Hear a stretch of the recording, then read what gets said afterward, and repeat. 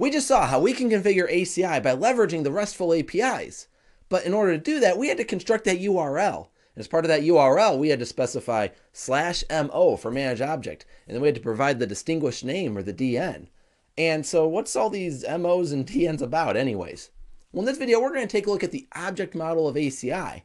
And really what that means is that everything inside of ACI, whether it's a switch or a port or a bridge domain, everything is treated as an object.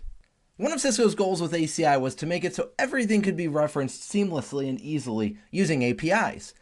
And the best way to accomplish that was to turn everything in ACI into an object. Now, if you've been studying ACI, you've probably been studying a lot of different concepts, possibly from individual switches and physical components such as that, the apex and such, but then also logical components such as tenants and bridge domains. And then we have things like endpoint groups. And so these logical components here, the physical components, all of these need to be represented as an object within ACI in order to fully leverage those APIs that we've been talking about. So it's great that we have this many objects, but we really need to organize them into some sort of meaningful structure so that we can better manage and utilize these objects. And this is what we call the management information tree. The management information tree contains every single object that exists within ACI. So as we might expect from a tree, we have a root of the tree, and from there we spawn off all of the different types of objects that we can have inside ACI. And we already saw one of these referenced in the REST API videos that we did, where we talked about UNI. UNI being short for the policy universe within ACI's logical side of the management information tree. This was specifically referenced when we were formulating that URL, and so in order to create a tenant, we had to reference uni/fv tenant. These objects within the tree are referred to as classes. Now, there tends to be a prefix to some of these classes, like we see here with FV, which stands for Fabric Virtualization. This is what we call a package within the class structure. And so we'll see other Fabric Virtualization classes, such as FVAP for Application Profile, and FVCTX, which stands for Context, which is another name for VRF within ACI. Really, a lot of the logical objects over here on the left will fall into the Fabric Virtualization package. And so we'll see other packages as well, such as AAA and OSPF, and if OSPF has one, then you would probably guess that EIGRP has one as well, and that's correct.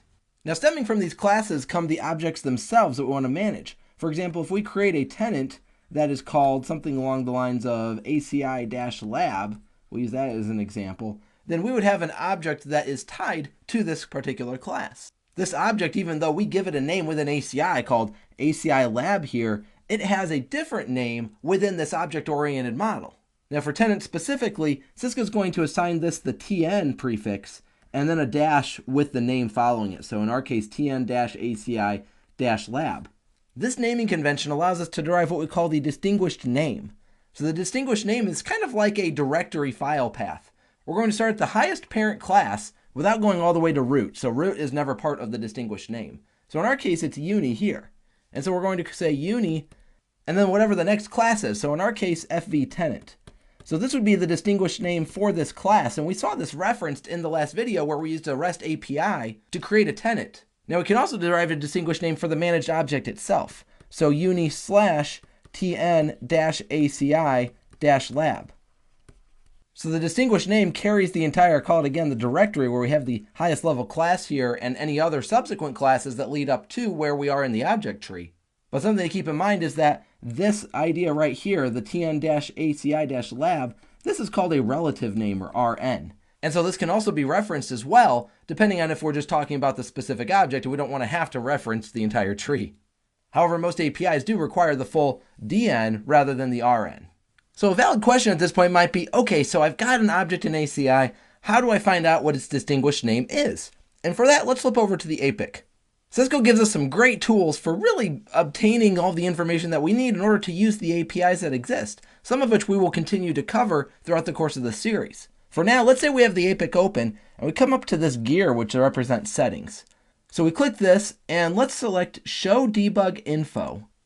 Now once we click this, we can see down here at the bottom that we actually get some information. Now this is probably too small on your screen to read, so I'll be sure to write out the important parts so everyone can follow along.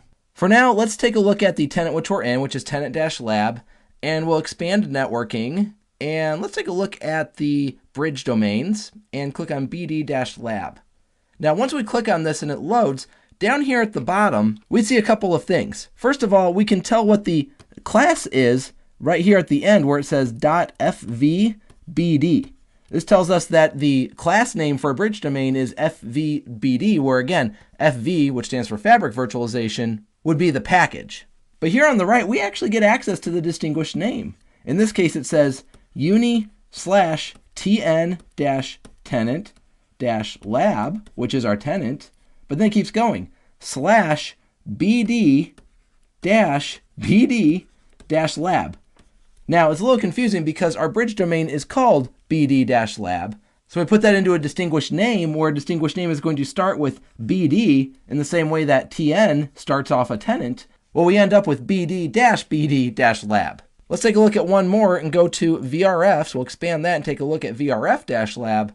And if we look at the bottom, I'll write it out once again because it's hard to see. uni/tn-tenant-lab /CTX-VRF-lab. Again, VRF-lab is the name of our VRF. And then we have CTX here, which stands for context. Because when Cisco first created ACI, they referred to VRFs as contexts. And because really a context is a VRF, we've kind of changed our way of describing them so that we just call them VRFs now. And so even over here on the left in the folder structure, we see they're called VRFs. But because of the way they were originally created, we end up with CTX as the prefix. So we can use this debug tool to figure out exactly what a managed object distinguished name is anytime we're in the APIC GUI. In ACI, everything is an object, and every object falls within the Managed Information Tree, or MIT. Now, we learned that there are classes within that tree, and they describe the what, like what an object is. But then any managed object that has a distinguished name, that distinguished name says who it is. So when I create a tenant, yes, it's of the class type FV tenant, but it then also has a distinguished name that is specific to the tenant that I created. And every tenant that I create thereafter, and VRF and bridge domain, and every object I can create will have its own distinguished name. I hope this has been informative for you, and I'd like to thank you for viewing.